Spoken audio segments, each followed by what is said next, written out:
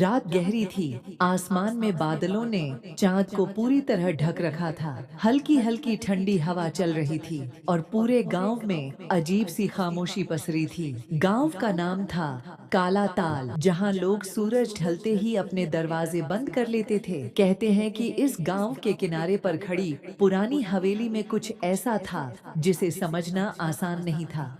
उस हवेली का नाम था अंधेरी हवेली। हवेली करीब 100 साल पुरानी थी। टूटी दीवारें, झुके हुए लकड़ी के दरवाजे और जंग लगे लोहे के गेट उसे और भी डरावना बना देते थे।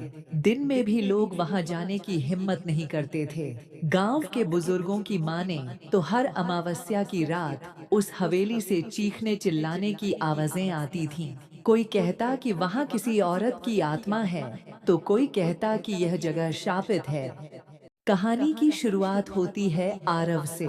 आरव शहर में रहने वाला एक युवा पत्रकार था। उसे रहस्यमयी जगहों की खबरें ढूंढने का शौक था। एक दिन इंटरनेट पर उसने काला ताल और अंधेरी हवेली के बारे में पढ़ा। जैसे जैसे वह लेख पढ़ता गया, उसकी जिज्ञासा बढ़ती गई। ऐसी जगह अगर वाकई है, तो वहां जाकर सच सामने लाना चाहिए। उसने मन ही मन तय कर लिया। आरव ने अपने कैमरे, टॉर्च और नोटबुक के साथ सफर शुरू किया। गांव पहुंचते ही उसे अजीब सा एहसास हुआ, जैसे कोई उसे दूर से देख रहा हो। गांव छोटा था, लेकिन लोगों के चेहरे पर डर साफ झलक रहा था। बच्चे बाहर नहीं खेल रहे थे और महिलाएं खिड़कियों से पर्दे हटाकर आरव को देख रही थीं। से गांव के चौपाल पर बैठे बुजुर्गों से आरव ने हवेली के बारे में पूछा। एक बूढ़े ने कांपती आवाज में कहा, बेटा, वहां मत जाना। रात में हवेली में जाने वाला कभी वापस नहीं आता।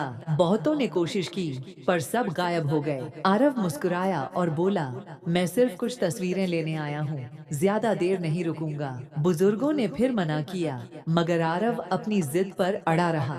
अंत में एक बुजुर्ग जिसका नाम हरिपाल था, धीरे से बोला, अगर जाना ही है तो सूरज डूबने से पहले लौट आना। हवेली में अमावस्या की रात सबसे ज्यादा खतरा होता है। आरव ने हामी भरी और हवेली की ओर बढ़ चला।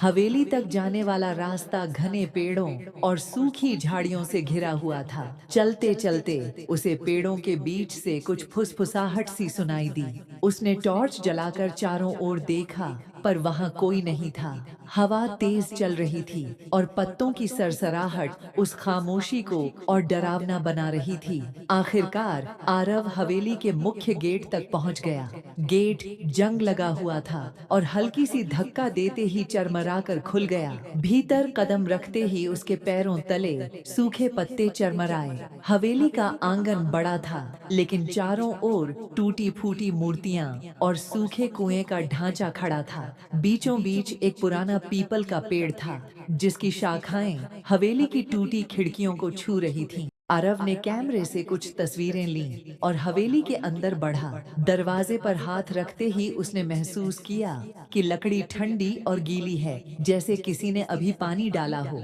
दरवाजा चरमराकर खुला और अंधेरा उसका स्वागत करने लगा। उसने टॉर्च की रोशनी चारों ओर घुमाई। दीवारों पर उखड़ी हुई पेंटिंग्स, टूटी कुर्सियां और जाले टंगे हुए थे। अचानक उसकी टॉर्च की रोशनी एक पुराने आईने पर पड़ी।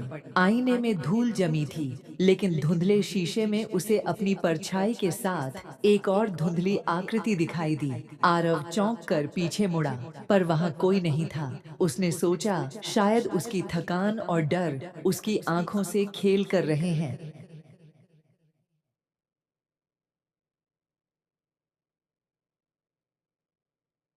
जैसे ही वह आगे बढ़ा, ऊपर की मंजिल से भारी कदमों की आवाज आने लगी। ठक ठक ठक। आरव ने हिम्मत जुटाई और सीढ़ियों की ओर बढ़ा। सीढ़ियां पुरानी और टूटी हुई थीं। हर कदम पर चरमराहट होती। ऊपर पहुंचकर उसने देखा कि एक कमरे का दरवाजा आधा खुला हुआ है और भीतर से हल्की नीली रोशनी निकल रही है। वह धीरे धीरे कमरे की ओर बढ़ा। दरवाजे को हल्का सा धक्का देते ही अंदर का नजारा देखकर उसकी सांसें रुक गईं। कमरे के बीचों बीच एक पुरानी झूला कुर्सी पर किसी औरत की परछाई बैठी थी। उसकी पीठ आरव की ओर थी और उसके लंबे काले बाल जमीन तक फैले हुए थे। कुर्सी धीरे धीरे अपने आप झूल रही थी। आरव का दिल तेजी से धड़कने लगा। उसने टॉर्च की रोशनी उस औरत पर डाली। जैसे ही रोशनी पड़ी, कुर्सी अचानक रुक गई। औरत ने बहुत धीरे से अपना सिर घुमाना शुरू किया। कमरे की हवा अचानक ठंडी हो गई। आरव ने टॉर्च गिरा दी और अंधेरे में सिर्फ उसकी खुद की सांसों की आवाज गूंजने लगी। बाहर हवा जोर जोर से चलने लगी। खिड़कियां अपने आप खुल बंद होने लगी।